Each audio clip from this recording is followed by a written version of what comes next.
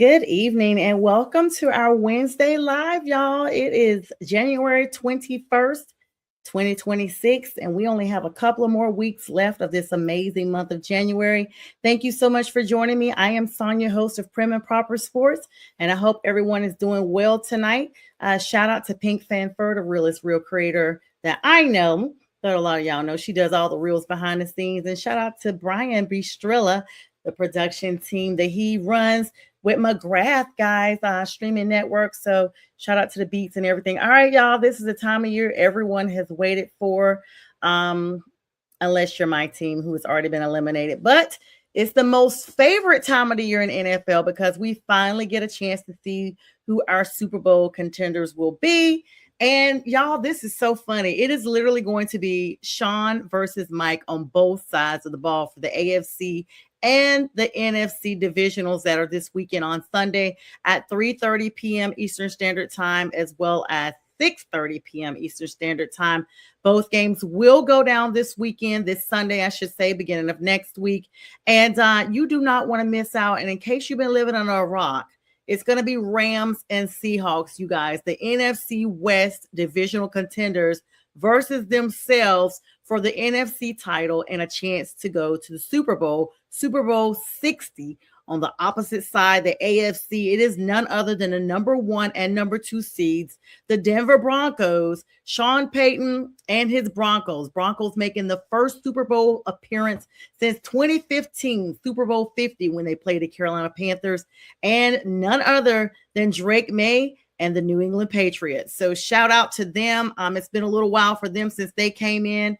And shout out to all of you guys. Please come on and say hi. I don't have a guest tonight. It's just me. So I'll put your comments on when I see them. Hi, Jeffrey. Hope you're doing well. Thank you so much for always showing love. You guys make sure you share the live here. Jeffrey, yeah, I know about the Panthers and all that good stuff. And thank you so much to the other platforms, the other pages out there. Keep pounding all of those networks. Truth be told, the NFC pages and various teams that are allowing me to share this live stream. Thank you so very much, and to the UFL leagues out there as well. All right, so this is the opening drive, y'all. Since I'm laying this out this way solo dolo, I'm going to give you guys a guided tour into what tonight's going to be on. In midway, we're going to have a special treat. We're going to be shouting out Pearson Jones, have a special commercial presentation for her. Have your phones on standby because her QR codes will be populated during that time, and you want to make sure. There's been a lot of people wanting to donate to her scholarship drive. That is my niece. So if you are interested in doing so, she thanks you for all your support. No amount's too small. The popcorn drive, she's doing a raffle, everything right now. All that will be populated here at the 9:30 hour. All right. So it's championship week, and those matches are set up. This is a league in transition, though, guys. This is not just about the NFC, AFC matchups. You have to know that it's always something that kind of is in the backdrop. It's always something that lingers, that kind of takes away that shine. One year was Marshawn Lynch hanging up his cleats, and it kind of overshadowed, what was going on with the playoffs. And then it's something else going on here. What's up, Robert? Robert Wardell, always a big supporter of the show. He said, I got Hawks versus Pats. Hawks win Super Bowl. Well, I will actually agree that it's probably going to be the Hawks versus the Pats. And I think the Pats are going to win it. At least, it looks that way. I don't know. Drake May coming in. We'll talk about that in just a little bit.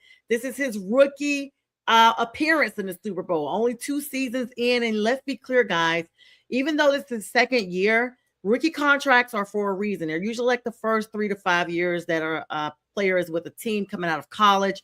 There's that eligibility period where he is trying to prove himself in the league and to his team. And so Drake May has made huge strides with that Pats offense. And I do want to congratulate Mike Vrabel. I do think he is the coach of the year, you guys, coming from the Titans where he could not tighten up, and literally took the helm of this Patriots team and just went straight all the way to the top.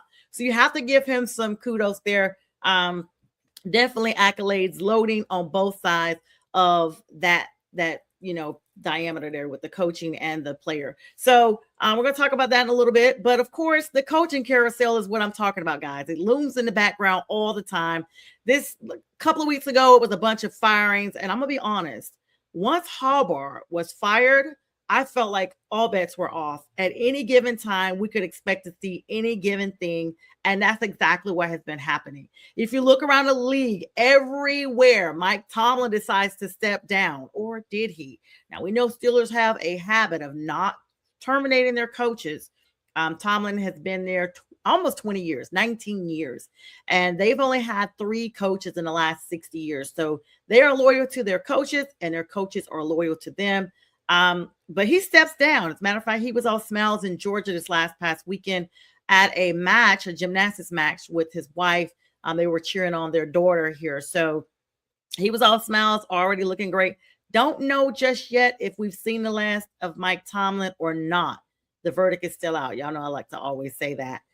He may just need a reprieve. He'd been hinting around about this for the last couple of seasons, and this was just it. So, of course, Steelers got their hiring caps on. Miami ended up firing, McDaniel. He's out there looking for a job. It's literally 10 coaches at this point that were or are still jobless and vacancies. So let's run through those here. Buffalo, the biggest news, guys, since I last saw y'all was, even though Buffalo went all the way up to the pre-AFC divisional, the Bills fired Sean McDermott. Now, to me, that was a shock. Even though I told you guys all bets were off once I saw Harbaugh get fired by the Ravens, I was genuinely shocked about Sean McDermott being terminated.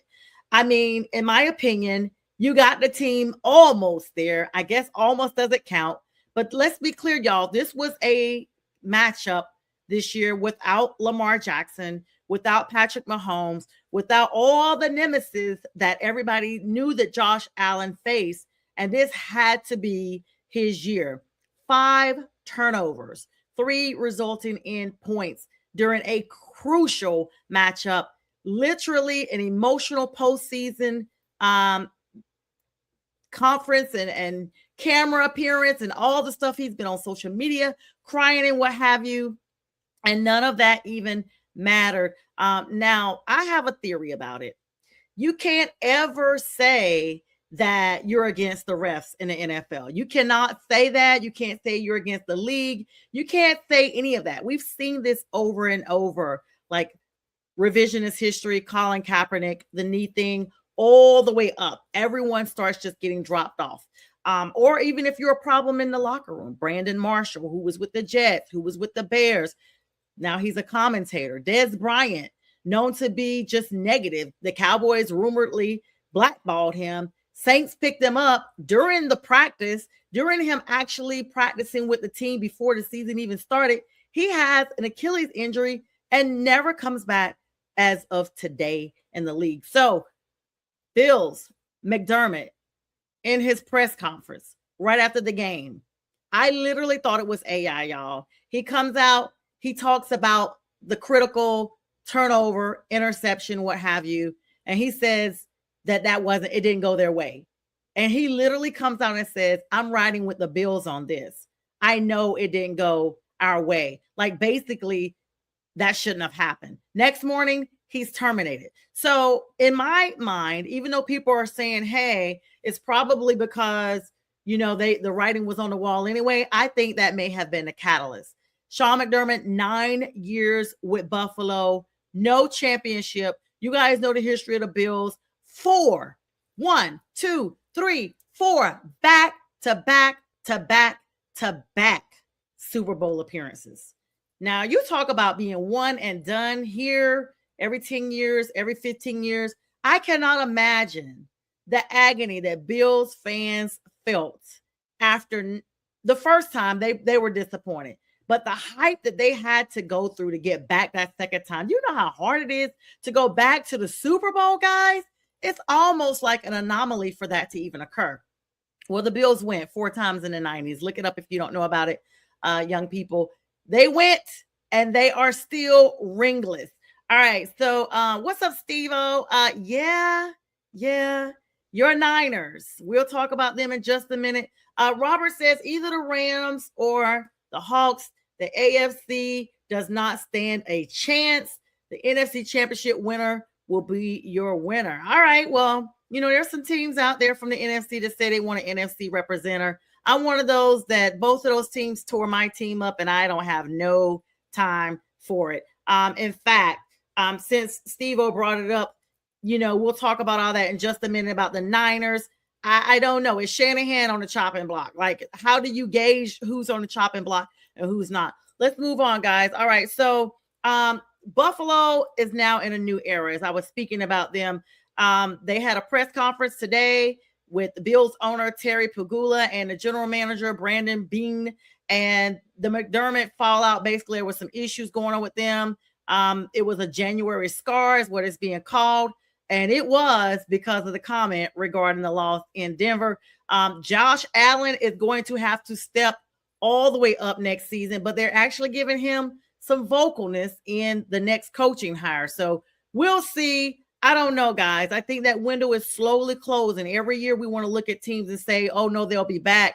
I don't know how you even figure that. What's up to my brother, Marcus? Hey, Marcus, I almost asked if you're going to be available tonight because your Pats are in it. And I hope you are doing well. He said the Pats will figure out a way. That's his team. That's my brother, my real brother, guys. Love you, bro. Thanks for supporting us always. And what's up, Nikki, Tally Jag, Jayville? They got eliminated right around the time the Panthers did.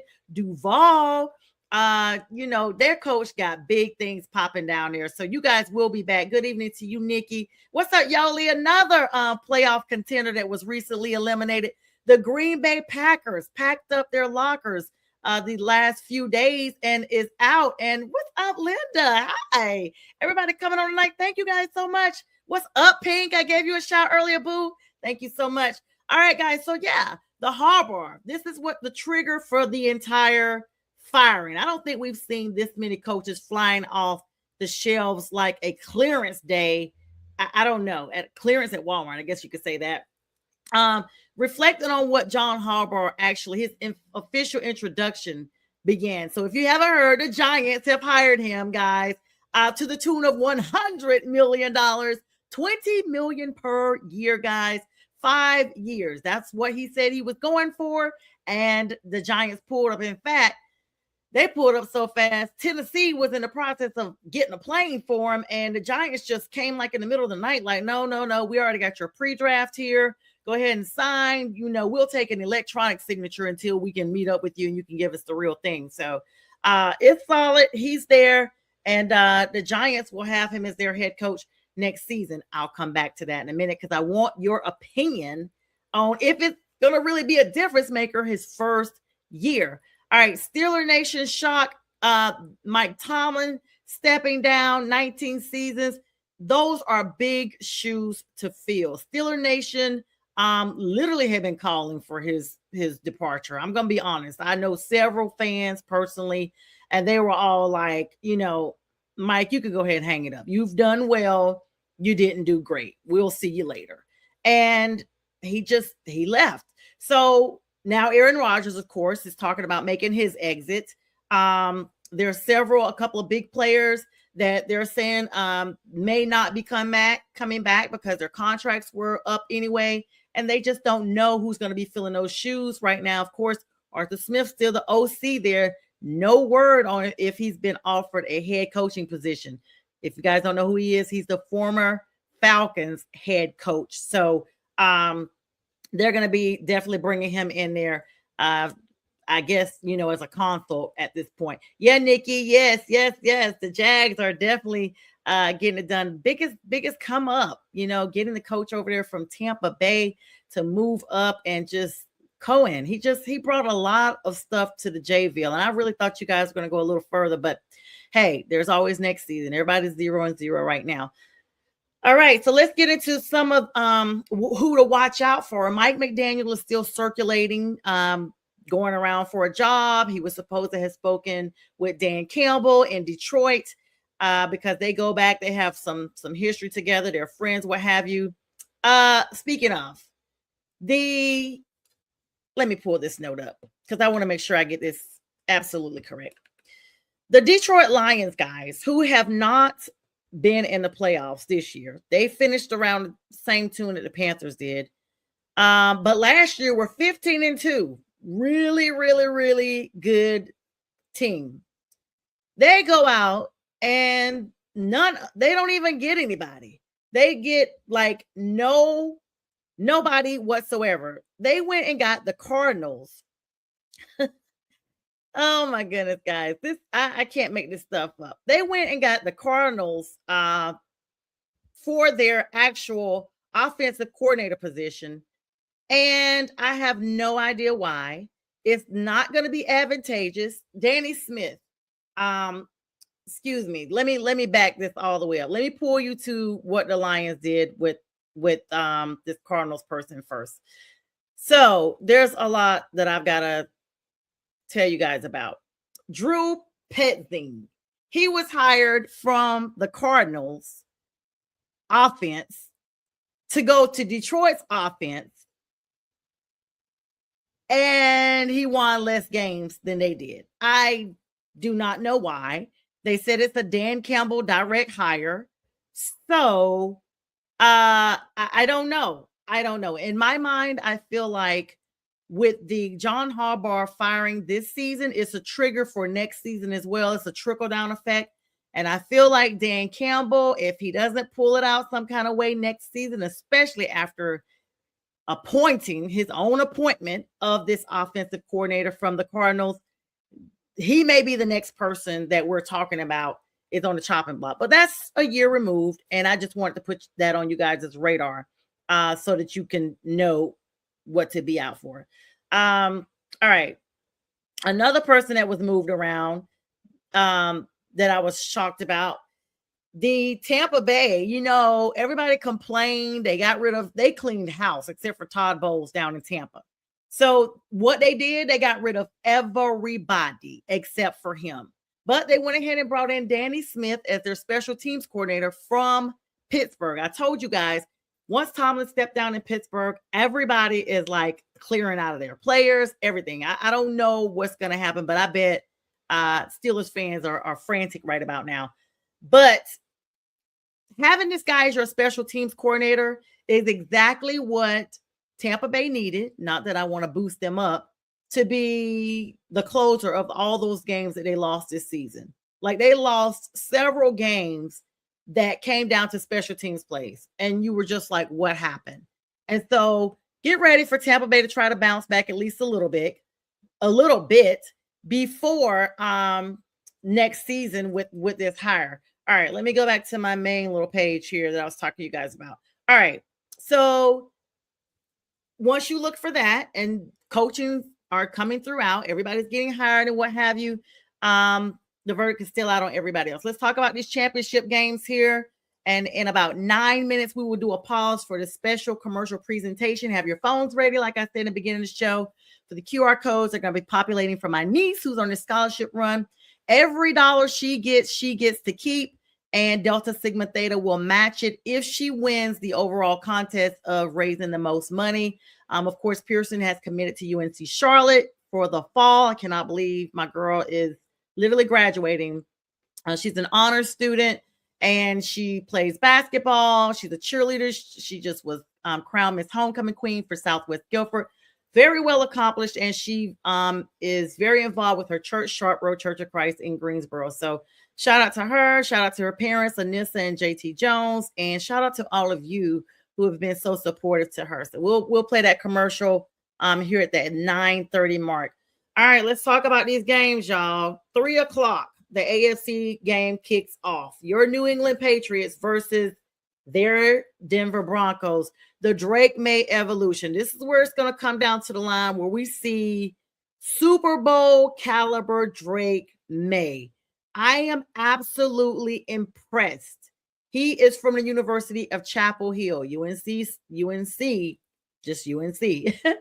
And he has risen to fame so very quickly. The fact that we're looking for that is going to be pretty big, considering, believe it or not, the Patriots have to travel because Denver got the number 1 seed. And so they're going to Mile High, where the altitude is what? Mile High. So it's going to come down to physicality. You're going to see the oxygen tanks going and what have you. They're literally also traveling by coastal. So that game is kicking off at 3 p.m. Eastern Standard Time. It will be aired on CBS. This is the no Bo reality, discussing the impact of him being out. He had, you know, all the stuff that Denver has gone through. Bo Nix went through his ankle surgery today.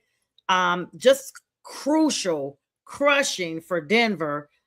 A lot of us didn't even know that injury had happened. Let me put a pause there and address this comment, and I'll come back. Yeah, Brent, Jim Harbaugh knew Mike McDaniel wasn't a fit, but could score a lot of points for a season and move on. Lions might regret that. Wow, that's big. That's really big. That's big.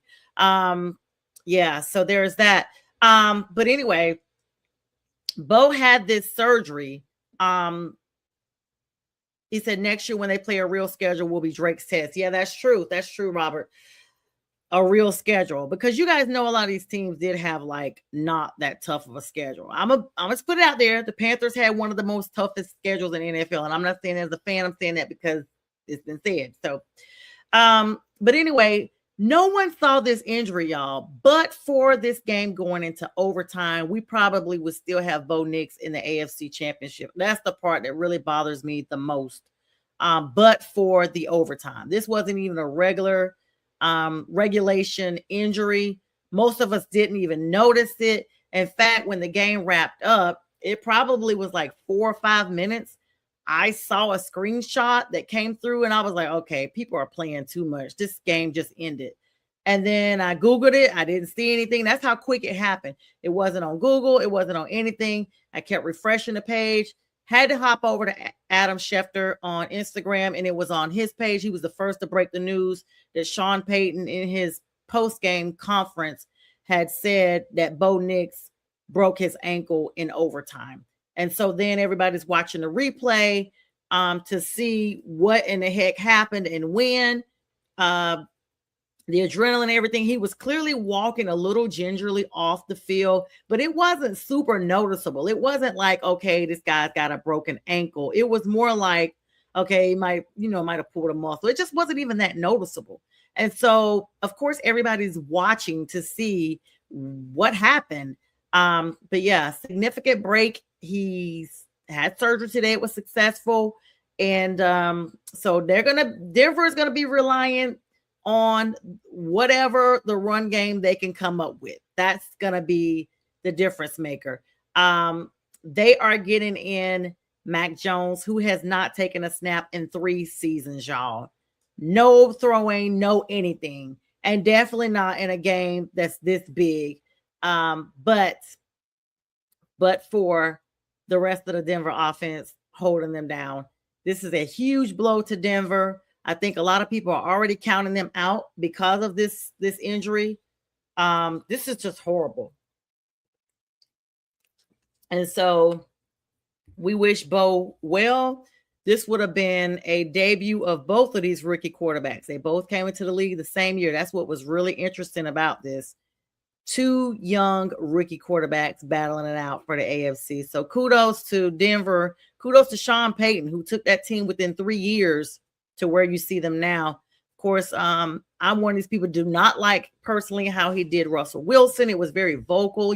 I know about, maybe you don't want to have this player, but just he was so outwardly disrespectful about it that it made me just have a sour taste in my mouth about it. But this game's going to come down to the wire probably. Hopefully Drake can still play like he's playing, and then I just see it being really, really bad from there. If Denver can't stay in this game, even at home, just get ready for a bad blowout. And I'm thinking that a lot of people are counting Denver out, even though they're the home team. And I may be one of those people as well. I'm looking at the score, probably going to be 34-13, guys. You can go ahead and save that. 34-13 is my prediction. Pats will advance to the Super Bowl. Yeah, Pink Fan First says, hope the Broncos lose. Absolutely. All right. The next game, of course, is the Los Angeles Rams at Seattle Seahawks. And because it's so close to that 30-minute mark for this promo that I'm about to run, I am going to run that promo now real quick. And then I'll be back right after that. All right, guys. So y'all just watch this here. And I'll be back in 1 minute and 20 seconds.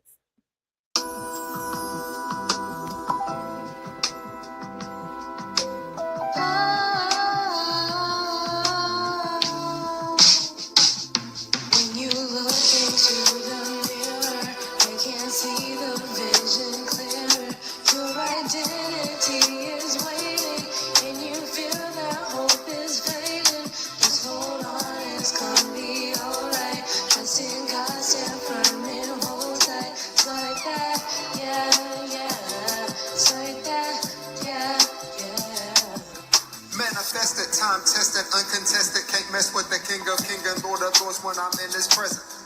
The essence of his glory is exemplified in his music. Holy Spirit activate and saturate cause it's fluid. Yeah, within the pressures of life coming steady. We start to struggle with the flesh and the results are deadly. The devil whispers that you'll never measure up in your quest. And guilt can fester in your heart and you forget that you're blessed. You need to know you're not alone. It's part of living this life. This world is not our home, just keep up your fight. You win some, you lose some, you live to fight another day like Pops on Friday right before the big fight. But understand that when you look in the mirror, the God above made you a masterpiece, the vision is clearer, nearer. All right, and shout out to Chuck, and that's Pearson actually on the tracks with her own song there. It's like that. So thank you so much for your support and good luck to you, Pearson. We'll be running that promo every show that I'm on. So you guys, if you didn't get a chance to look at it in detail, you can always watch the replay and go from there. All right, let's talk about this NFC game, guys. Our division, the Los Angeles Rams versus the Seattle Seahawks. Those guys are in their own division, guys. This is when they are actually playing each other for the third time. And sometimes third times can be the charm. Thank you so much, Pink. She says, congrats, Pearson, on all of your accomplishments. Guys, this is one of those things that it's just like, okay. I never really thought that this game would actually come down to these guys seeing each other for yet another time. I just did not plan on that. I don't know another way to even phrase it. I did not plan on them seeing each other because, of course, hang on, let me make sure my screen is good here. Because the fact that the Rams literally beat us so bad, you know, they beat the Panthers so bad that we want them out. We want them out quicker than a fire gets extinguished. And so I know that, you know, people think it's a hater, whatever. It could be a hater. I'm going to just be a hater. I want the Rams out. They put a video out before our game about snatching hearts. And it just was, they really didn't do all that. We literally lost the game. It was a close game. Vegas was giving us 10 points. I'm just probably not going to get over that. They were giving us a 10-point defeat, and we showed them. So with that being said, I am not confident that the Rams can do anything. And when they lose, Rams fans, if you're watching, because I do have some people I know that are Rams fans, I will be personally applauding. So this is a rivalry match. We said at the beginning of the season, and we're probably midway the season. We said at the beginning, watch out for the NFC West. We knew they had a lot of talent. And mid-season, we were like, hold on, the NFC West is literally the best as far as the best division in the league. And they have proven it. And it is for the NFC divisional, the NFC title. The person goes to Super Bowl. It's the Rams and the Seahawks. Now, after the Rams knocked out the Panthers and then the Bears, it's basically coming out, can they even take care of Seattle at Lumen Field? So that's the thing. Seattle has home field advantage. And y'all know they just came off of a bye. They're chilling. They have that 1 week that was a way back. They needed that and they appreciated that. And so here it is. Now it's their turn. Like you said, Pink, they barely won the last few games, and Atlanta beat them. You know, Atlanta freaking beat them. Y'all are not all that. All right, so it's going to come down to Stafford versus the McDonald defense. It's going to be tactical chess match of the week. You're going to look at these teams. They know each other very well. The momentum has been there between these teams. The rivalry has been there between these teams, and we're going to see it. The sad thing, guys, Seattle just beat the 49ers so bad a couple of weeks ago that they were still bumped up and bruised when they came into this postseason, and they just could not hang. I mean, CMC, Purdy, everybody. We know George Kittle went down. He's out for the season with an Achilles. I mean, it was just game over for them so quick. And so I just hope the same thing happens to the Rams. Of course, 49ers are in the same division with the Seahawks. Now they've been tossed out. It's time for the Rams to definitely get tossed out. That tossed out will make me feel just as good as if the Panthers had won the Super Bowl. That's how thrilled I will be when they get trashed up out of there. And Brent has a good point. Stafford is hated by so many. Of course, former Detroit Lion quarterback, but he's not convinced that Darnold can deliver. And see, that's what it's going to come down to, Brent. Are we going to see Seattle Seahawks Darnold for the duration? Or are we going to get glimpses of Jets Darnold or Carolina's Darnold or Minnesota's Darnold or backup QB Darnold? But shout out to him. He did what a lot of quarterbacks don't do. We thought as soon as we saw him fade to the backup role in San Francisco that we had probably seen, or was it the Rams? We thought we'd probably seen the last of Sam Darnold. But then he emerges back out and he's literally leading Seattle to their first post-conference win in a very long time. So all the teams that are on front row for this weekend, they have several years between the last time for playoff positioning. All right, but this is the thing, the injury report. I got to bring y'all the injury report. Key injuries. The Denver and New England game. At today's practice, the Broncos' J.K. Dobbins, he did come back as a limited participant. He's been battling a foot injury. He was limited in practice on today. That's going to be a big boost for the backfield if he plays in the game. Not if.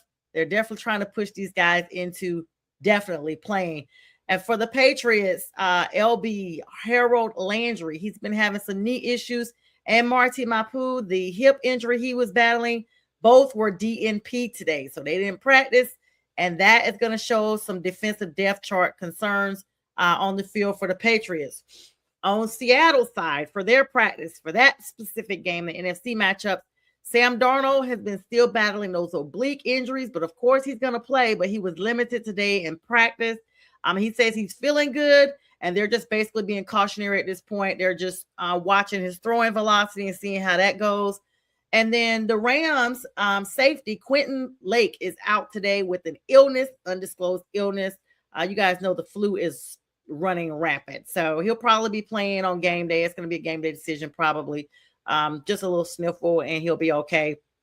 Some roster moves that you guys need to know about. And let's be clear, there's going to be some more people that are moved around before kickoff on Sunday. So Friday night with the fellas will be here. We'll be here at 9 p.m. You'll probably have an extensive list of who's in and who's out by that time. That'll probably be materialized so I can finalize that with you guys. There were some big roster moves behind the scenes. I told you guys it's not about just the playoffs this week. It's also about roster moves. Y'all, I don't know what's going on with Stephon Diggs' brother, Trayvon Diggs, but after only playing 2 games, he's now been waived again, this time by the Packers. He cleared the waivers. He was released by the Packers, but we don't know where he's going to go. The corner, I don't know if there's issues beyond the field that we're not seeing, but he's looking for a home right now, guys. So Trayvon Diggs looking for a home. This is the thing right here. Let me plug back in Josh Allen. So apparently it came out that he may be undergoing a foot procedure now that the season is over. This is something that no one's really talked about a lot. And this is a strong possibility now that the season is over with. Josh Allen is contemplating having a foot procedure. No other details right now. They'll probably release those in the coming days. But best of wishes to him as he recovers from that. And Pink says Seattle did what Panthers didn't do in 2023, built around the quarterback. Yeah, that's when Sam was with us and we were going through a lot of changes, coaching, ownership, and quarterback, as well as roster changes in Carolina. I hope we finally settled down. All right, so let's look at the 2-minute drill here, guys. This is my Pantherette perspective. The offseason, guys, we're going to look at it. There's a brief look at Carolina, of course, the Panthers' path forward after the wild card exit. I believe we're picking at number 19 in the draft. Number 19, I think, is our draft position. And you just got to look at how everything's playing out. It's just been a lot of moving around. There's a lot of coaches that are still looking for jobs, a lot of players that are moving around, a lot of contracts that are up, negotiations going on here and there. And I do want to plug in this because I want to get your perspective. So, Stephon Diggs, I talked about Trayvon Diggs, his brother. Stephon Diggs, New England Patriots, has this big game coming up. He has an arraignment set for the 23rd, which is Friday, for charges for strangulation, some domestic related type charges, not against Cardi B, but against a female chef that was working with him or for him. And I want to know if you guys think that that's going to be implications for his appearing on Sunday for the playoff game. Now, let me just tell you guys from a legal perspective. No, I'm not a lawyer yet, but I have worked in the courts for a while. An arraignment is just facing your official charges, and at sometimes it's usually a bond hearing if the person has remained in custody. But Stephon Diggs is going to be facing these charges, and it's going to be interesting to see because the league has said, hey, we're on a wait and see right now with what happens with him. I'm wondering if anything happens until after the postseason because they don't want to take a chance of losing your star receiver. I mean, he has this revenge and run. He basically had a solid performance in the divisional win over his former team, the Texans. You guys know he was a Texan. He had 4 passes and 40 yards, which means around 10 yards per carry. And he had a crucial touchdown from Drake May. So we know that Drake targets him quite a bit. That's his right-hand man. They're Batman and Robin. But even though he just secured his 7th career 1,000-yard season, congratulations to him, which means he's fully recovered from the 2024 injury he had. You guys remember he had the ACL tear that ended his stint in Houston. Everybody didn't know if he was going to come back from that. You know, these ACL tears can be tricky. He's been solid with Drake May. He's been a safety blanket, in fact, for him. Someone that Drake can kind of look to from a football perspective, from a sports perspective, and mature with the organization. The thing is, he actually was on social media with a sweatshirt on, a hoodie, go figure, that said, I need a hug. Basically talking about, I guess, hinting around what things were going on. He's now got a civil assault allegation in addition to this whole thing, this cloud. That lawsuit that I told you guys about earlier with the strangulation, domestic stuff. And another thing has been tossed in there, a paternity suit. Go figure. I mean, that happens all the time. He did have a post-game interview this past Sunday where he literally looked like he was in tears, y'all. I mean, he's literally said, I've been through a lot. Even just throughout this 1 year, he was like, he's just super thankful it didn't go another way. So I don't know what all that we didn't know, but we just know he still has a lot that he has to deal with. You know, it's just been very, very chaotic. So I don't know. Patriots fans, they're definitely banking on him being there. Definitely need him to be there. And so, you know, it's going to come down to, I don't know what, I don't think it's not like a judge is going to take him into custody or anything like that on Friday. And in fact, I really expect his lawyers to get involved and get it continued to after the Super Bowl and all that stuff. And so that will be important to see because you just don't want that type of attention before such a big game. All right. So let me close out with another legal bit here. You guys know about Antonio Brown. It's just such a fall from grace. I have to just kind of have these segments sometimes when it's just me. And that way I can give y'all like a clear perspective and it's kind of like unfiltered and I don't have anybody like go against me and I just acknowledge your comments, but I still get to say what I want to say. So Antonio Brown, guys, you guys know that he basically has had a court-approved one-time travel window. You guys know he's in custody, or he's out right now with a bunch of stipulations for an attempted unaliving in Florida. He went to Dubai, fled to Dubai. They finally went and got him or whatever. He's self-extradited back. And so he's currently in Tampa, and he's just got permission to leave his Miami house arrest for work. So I guess he's going to be working somewhere. He's actually going to be doing music studio sessions, guys. Can you believe that? So I guess he's pursuing rap now. And he's signed with Energetic Exotic, which is a luxury car rental company out of Miami, that he's doing like some type of spokesman stuff with them. He's currently staying with family in Tampa and a couple of his kids or whatever. And he just finally has a moment of normalcy before everything else goes down with his court case. The clock is ticking, of course. His freedom is going to expire 5 days. He got a very short window to travel. He's legally required to be back in Miami by Monday, January 26th, coming up here. And his next court date is literally that Tuesday, the 27th. And it's going to be regarding that second degree unaliving attempt that came out last May, guys. I still just cannot believe this happened with him after a celebrity boxing match that he was with. But this is going to be really important to look at. A lot of surveillance was called by people's phones. It was like he had no shame whatsoever.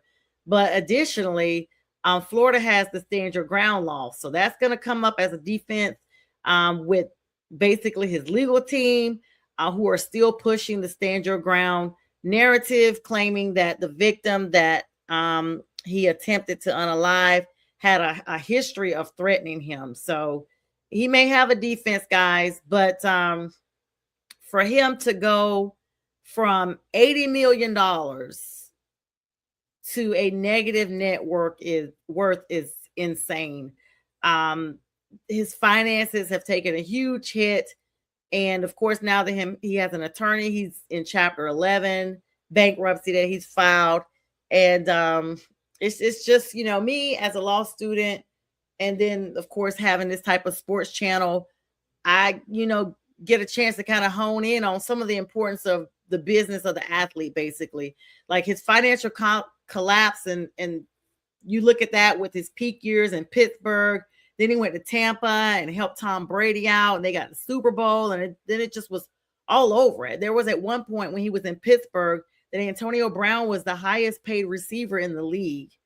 And so if you look at it now, it's kind of like a survival. He has to come through this and possibly be able to rebrand. I don't know how he's going to do that, but he's a stark reminder of how quick the lights can really go out, y'all. Like, you could be on top of the world with the lights all around you, and then your off-field behavior just permeates onto the field. And next thing you know, it's already bled in so much that nothing on field even matters anymore. And when he left the last time and taking his shirt off during the game and whatever, it was like, wow, it just seems to go wild from that point. But anyway, all right, guys. So that's literally all I have tonight. I appreciate all the likes, love, shares, the comments, the engagement with you guys. You all made this show so much fun. Thank you so much for chiming in with me. Brent,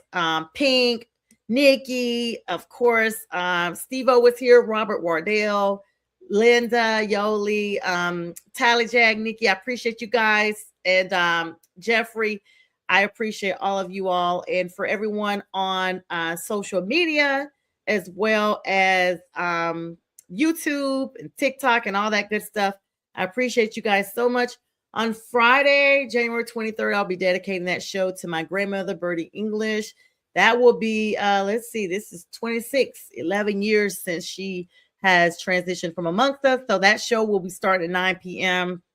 Join me, J Train, and B Strilla, and you never know who else we may have on. Oh, actually, Fern's going to be on this Friday, and we're going to have a special guest from Alabama, y'all. Yes, roll tide. We're going to have an Alabama player joining us on Friday. You do not want to miss that episode. So I hope everyone has an amazing week. Y'all stay warm. It's supposed to be some really bad weather across a lot of the Southeast this weekend with a lot of ice and what have you. But for now, it's all clear skies, just a little chilly temperatures. But with that, I appreciate everybody. This will re-air at 2 a.m. If you missed the beginning, you don't want to miss the replay. Y'all have a blessed night. Good night.